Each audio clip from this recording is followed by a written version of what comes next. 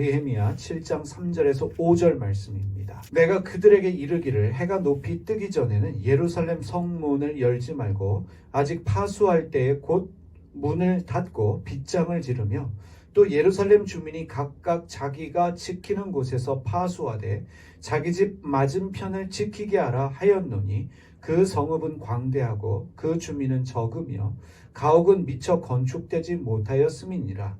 내 하나님이 내 마음을 감동하사 귀족들과 민장들과 백성들을 모아 그 계보대로 등록하게 하심으로 내가 처음으로 돌아온 자의 계보를 얻었는데 거기에 기록된 것을 보면 예루살렘 성벽 공사가 52일 만에 끝냈습니다. 느헤미야는 성벽 공사가 끝나고 나서 자신의 동생 하나니와 또 영문에 관한 하나냐에게 예루살렘 지키는 일을 맡깁니다. 하나냐는 충성되고 하나님을 경외함이 뛰어난 사람이었습니다. 느헤미야는 예루살렘 성을 지키는 일에 필요한 지침을 전달합니다. 첫 번째로 해가 높이 뜰 때까지 예루살렘 성문을 열지 말고 문지기들이 임무를 마치기 전에 성문을 닫고 빗장을 지르도록 명령합니다.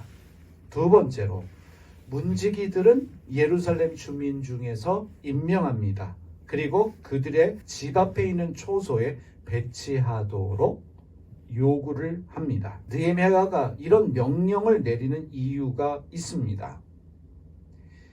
예루살렘 성벽 공사는 끝났습니다. 하지만 예루살렘 성을 지키는 소위 시스템이 갖추어지지 않았기 때문에 지금 이러한 명령을 내리고 있습니다. 예루살렘을 경비하는 인력이 전체적으로 부족합니다. 느헤미야가 성벽 공사가 52일 만에 끝났다. 그 사실에 도취하지 않습니다. 지금 자신들의 수준을 알고 움직이고 있습니다.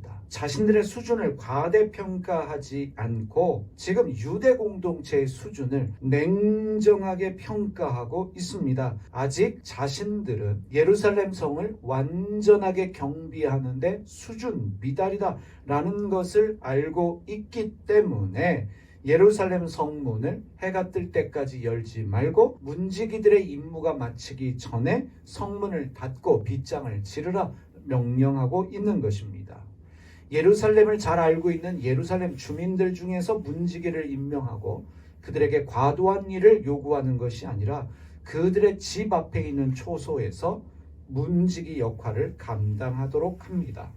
자신들의 현실 수준을 냉정하게 평가합니다. 지금 예루살렘을 지킬 수 있는 수준이 되지 않습니다. 예루살렘을 경비하는 수준이 없고 시스템도 만들어지지 않았기 때문에 느헤미야는 무리하게 움직이지 않습니다. 수준이 되지 않습니다. 시스템이 없습니다. 그런데 느헤미야는 이러한 현실 때문에 절망하거나 낙심하지 않습니다. 없으면 만들면 됩니다. 수준이 안 되면 수준을 만들면 되는 것입니다.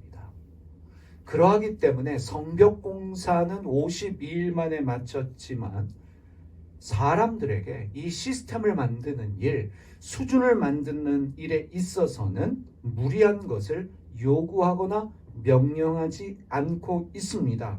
느헤미야는 자신들의 현실을 너무나도 잘 알고 있었습니다.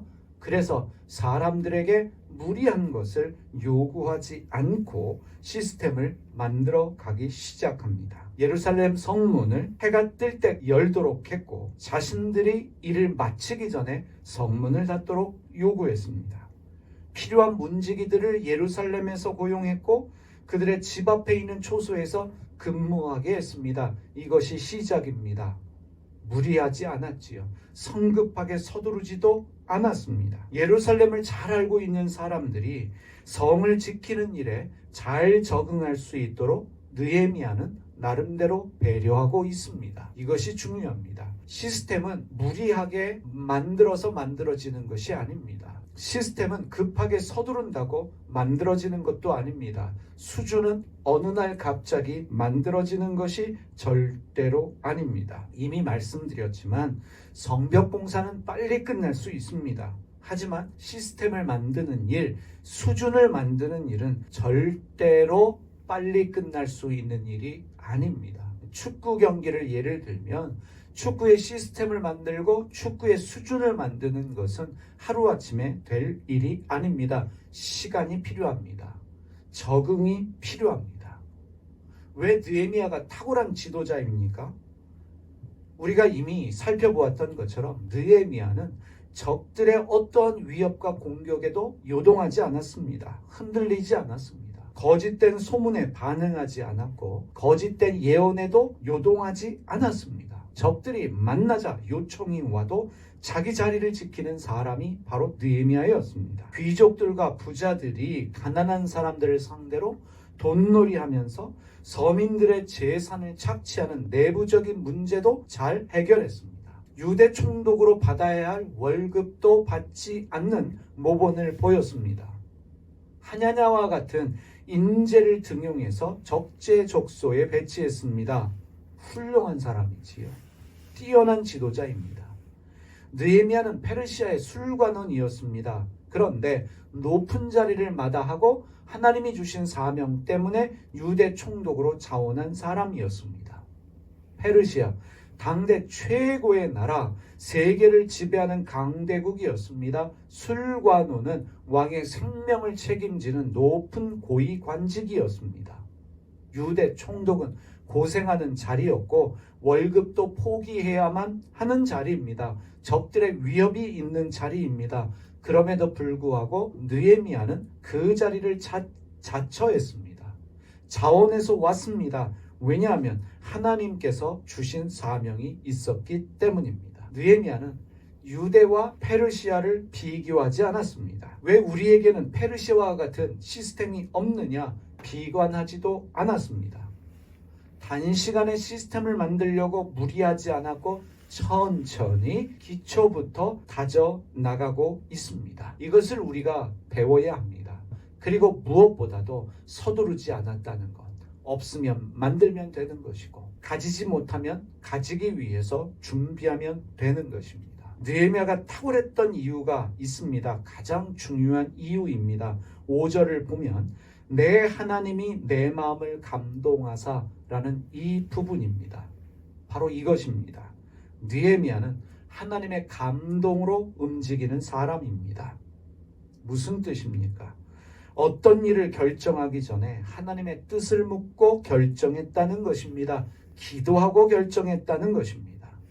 하나님께서 주신 감동이 있을 때 결정하고 움직인 사람, 그가 느헤미야입니다. 느헤미야는 하나님을 경외하는 사람이었습니다.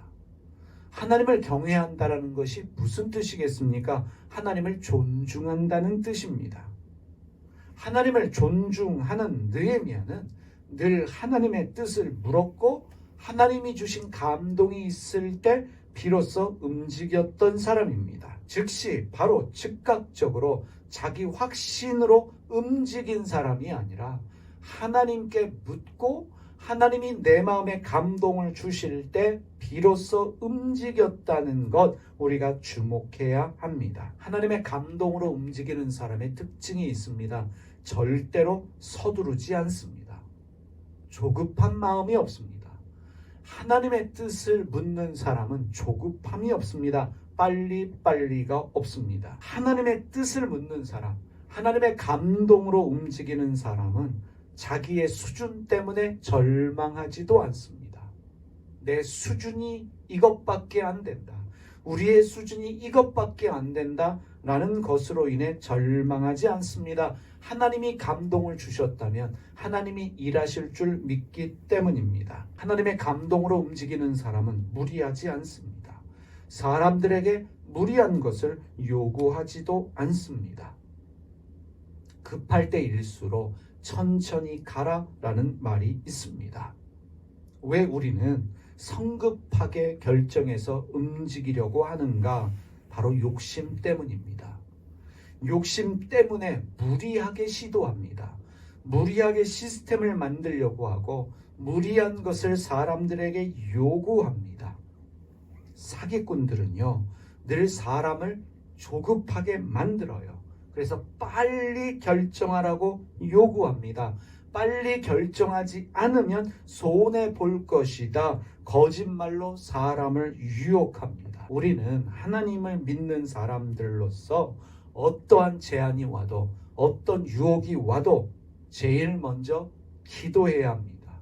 그리고 내 마음에 하나님이 감동을 주실 때까지 한 번 더 기도하고 한 번 더 생각하는 훈련이 우리에게 필요합니다. 한 번 더 기도하는, 한 번 더 생각하는, 한 번 더 하나님의 뜻을 묻는 여러분들 되시기를 주님의 이름으로 축복합니다. 기도하겠습니다. 하나님 아버지, 하나님을 경외하는 자의 삶을 살게 하여 주시옵소서. 어떤 상황과 환경에서도 하나님을 존중함으로 먼저 하나님께 기도할 수 있는 저희 되게 하여 주시기를 기도드립니다.